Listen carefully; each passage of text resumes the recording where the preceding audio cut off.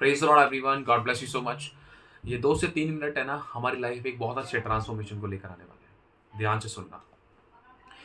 आज के टाइम पर है ना, इंसान बहुत सारे भक्ति के काम कर रहा है, बहुत सारे धार्मिक काम निभा रहा है, लेकिन आपस में एक दूसरे से प्रेम नहीं कर रहा है। प्रभु उनकी जिंदगी में नहीं था। समझ पा रहे हो?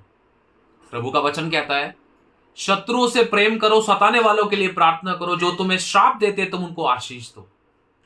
आपको पता है परमेश्वर किसके अंदर है और प्रभु किसकी भक्ति स्वीकार करता है और भक्ति किसे कहते हैं? अगर मैं किसी इंसान को माफ नहीं कर रहा, क्षमा नहीं कर रहा, दया नहीं कर रहा, लेकिन मैं दुनिया भर के भक्ति के धार्मिक काम निभा रहा हूं, प्रभु मेरी भक्ति को स्वीकार नहीं करेगा। बस मैं दिखाने के लिए, मनुष्य को दिखाने के काम कर रहा हूं।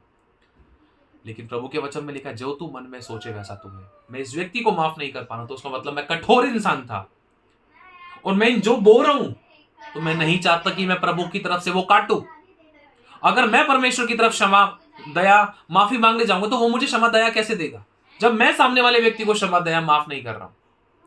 जिस व्यक्ति के अंदर प्रेम है ना, वो माफ करना जानता है। जिसके अंदर प्रेम है वो दया करना जानता है। जिसके अंदर प्रेम है ना, वो किसी की बात की चर्चा बार बार नहीं करेगा, किसी के गड़े हुए मुर्दों को नहीं उखाड़ेगा, ना ही किसी के अंदर की कमियों को खोजेगा, वरन तुरंत क्षमा करेगा। एक बात को स्मरण करो, प्रभु यीशु मसीह के सामने एक स्त्री आई थी और बहुत सारे लोगों ने पत्थर उठाए थे और उन्होंने कहा था इस स्त्री ने पाप किया है, बता यीशु क्या करे इसका। प्रभु ने कहा इसको सबसे पहला पत्थर वो मारे जिसने कभी पाप नहीं किया। सारे के सारे लोग पत्थर छोड़कर चले गए। प्रभु यीशु ने उस स्त्री से कहा, देख लोगों ने तेरे ऊपर दंड की आज्ञा नहीं दी ना, देख मैं तुझसे कहता हूं, जा तेरे सारे पाप क्षमा हो गए। क्षमा करने वाला बड़ा है। जो क्षमा करना जानता है, जो दया करना जानता है, जो प्रेम करना जानता है, जो माफ करना जानता है ना, वही एक सच्ची भक्ति है। और वो भक्ति को प्रभु स्वीकार करता है। चाहे आपके पास किसी मंदिर, मस्जिद, गुरुद्वारे में, चर्च में देने के लिए कुछ भी नहीं है, लेकिन आप अंदर से प्योर होना, प्रभु आपके अंदर है और ऐसी भक्ति प्रभु स्वीकार करता है।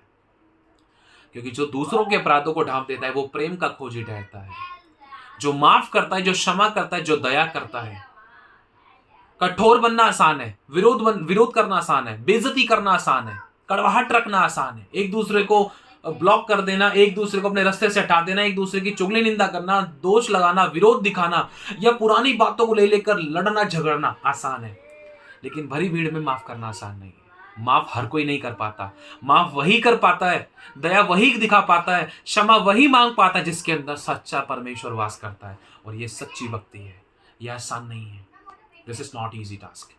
हर कोई ये नहीं कर पाता और यही सच्ची भक्ति है। और वो सच्ची भक्ति नहीं कि मैं दिखाने के बहुत सारे भले भले काम कर रहा हूं, लेकिन मैं आपस में एक दूसरे से प्रेम नहीं कर रहा हूं। चाहे पति पत्नी की बात है, चाहे बच्चों, फैमिली, घराने, परिवार की बात है, चाहे अपने पड़ोसी की बात है। प्रभु कहता है अपने समान अपने पड़ोसी से प्रेम कर।